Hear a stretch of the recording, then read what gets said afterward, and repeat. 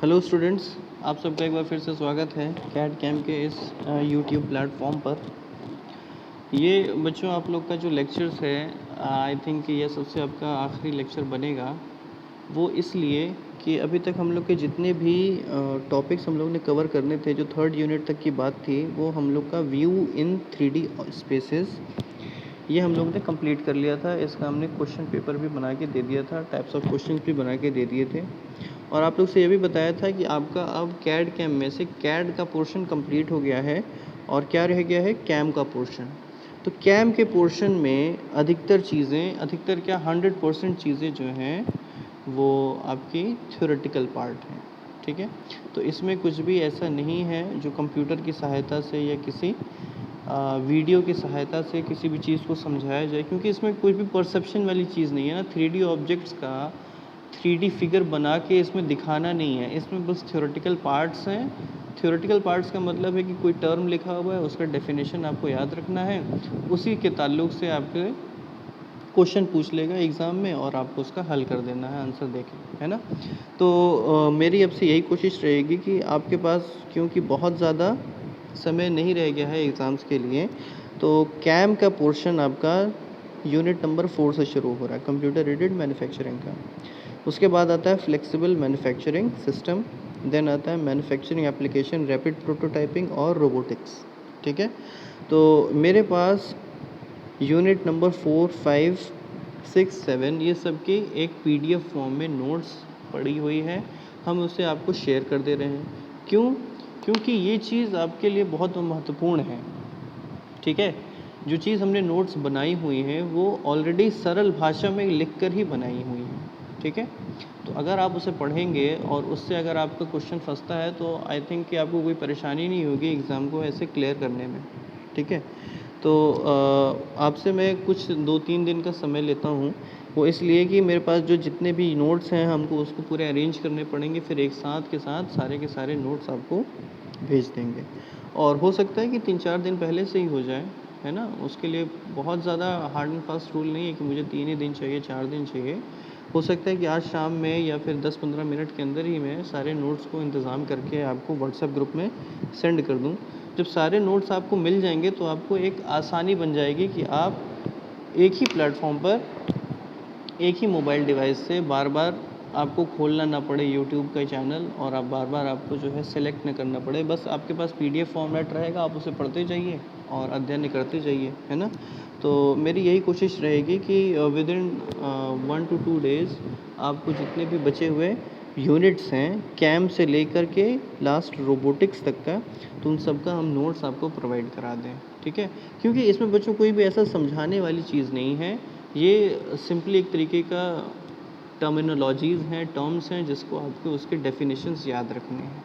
ठीक है, और ये सारी चीज़ें याद करने वाला चीज़ तो देखिए आप ही को करना पड़ेगा ना। जो चीज़ नहीं समझ में आती है, जो चीज़ कॉन्सेप्ट के बाहर होती है, तो उसके लिए टीचर होता है, उसके लिए वाइट बोर्ड और मार्कर का इस्तेमाल किया जाता है। परंतु इसमें ऐसी कोई ऐसी चीज़ है नहीं जो आपको ना समझ में आए। आप एक दफ़ा पढ़िएगा इसे और आपको समझ में आएगा। और यदि किसी भी बच्चे को मान लीजिए कि नहीं आता है तो फ़ोन हमेशा मेरा ऑन रहता है, आप कभी भी फ़ोन कर सकते हैं। बेहतर ये है कि आप ऑफ़िस टाइम में ही फ़ोन करें, है ना, 10 से 4 बजे तक का। ठीक है, तो आई होप कि बच्चों मेरी बातें आप लोगों को समझ में आ रही होंगी। अब आप लोग से उम्मीद है कि आप लोग अब पढ़ाई पे ज़्यादा ध्यान दे रहे होंगे, ना कि यूट्यूब चैनल्स पे जाके और कंटेंट्स को ढूंढना, वीडियो लेक्चर्स को ढूंढना। ठीक है, अब आपके पास बहुत ज़्यादा एग्ज़ाम के लिए समय भी नहीं रह गया है, तो आपसे मेरा यही मतलब कि गाइडलाइन रहेगी, मेरा यही सजेशन रहेगा कि अब आप खुद की यानी कि सेल्फ़ स्टडी करना शुरू कर दें। ठीक है, और सेल्फ़ स्टडी के लिए आपके पास नोट्स होना बहुत ज़रूरी है, जो कि हम 1-2 दिन के अंदर अवेल करा देंगे आप लोग को, ताकि आप लोग को किसी तरह की कोई भी परेशानी का सामना ना करना पड़े। ठीक है बच्चों, तो ये आपका कैड कैम का लास्ट लेक्चर है। इसके बाद से आपके पास कोई वीडियो नहीं जाएगी, क्योंकि यहाँ पे ये कैड कैम का सेशन ओवर हो रहा है। अब जो भी चीज़ रह गया है बस वो PDF आपको भेजना है, वो भी 1-2 दिन का समय लगेगा, वो आपके पास पहुँच जाएगी और आप लोग एग्ज़ाम से पहले आई होप कि उस PDF को पूरा पढ़ लेंगे, पूरा तरीके से समझ लेंगे। ठीक है, और एज़ आई प्रॉमिस्ड कि एग्ज़ाम से कुछ दिन पहले, ठीक है, अब जब भी एग्ज़ाम हो, क्योंकि अभी एग्ज़ाम टलने की बातें चल रही थी, हो सकता है कि मे बी वो एग्ज़ाम आपके अगस्त के फर्स्ट वीक में चला जाए। तो जब भी आपका एग्ज़ाम होगा उससे 10-12 दिन पहले हम आपको एक मास्टर क्वेश्चन पेपर बना के देंगे। मास्टर क्वेश्चन पेपर का मतलब ये है कि यूनिट 1 से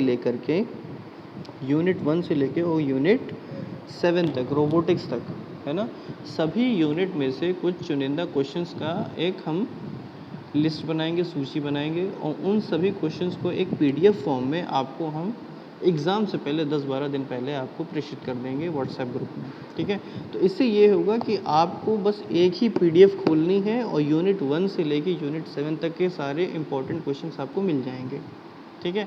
तो इससे आपको कहीं और भी ज़्यादा जाके कंटेंट को एक्सप्लोर करने की ज़रूरत नहीं पड़ेगी, ठीक है? तो आपको उससे आसानी होगी, लेकिन उसके लिए आपको 10-12 दिन पहले ही एग्ज़ाम के उसको वो प्रोवाइड कराई जाएगी, तभी आपको उसका वैल्यू और उसका महत्व समझ में आएगा, ठीक है बच्चों? तो इससे पहले सबसे पहले तो हम कुछ बनाए हुए नोट्स हैं जो यूनिट नंबर 4 से लेके यूनिट नंबर 7 तक के लिए हैं, तो उन्हें हम आपको व्हाट्सएप पे ग्रुप पे प्रेषित कर दें और उसके बाद ही जब भी एग्ज़ाम आपका शुरू होगा तो उससे कुछ 10-12 दिन पहले ही हमें एक मास्टर क्वेश्चन पेपर का सूची बना के आपको प्रेषित कर देंगे, ठीक है बच्चों? तो आई होप कि मेरी बातें आपको समझ में आ रही होंगी और आप लोग तैयारी भी पूर्ण रूप से कर रहे होंगे। तब आपसे बच्चों अब मुलाकात होगी डायरेक्ट एग्ज़ाम वाले दिन, तब तक के लिए आप अपने घर पर रहें और सुरक्षित रहें, अपना ध्यान भी रखें। धन्यवाद।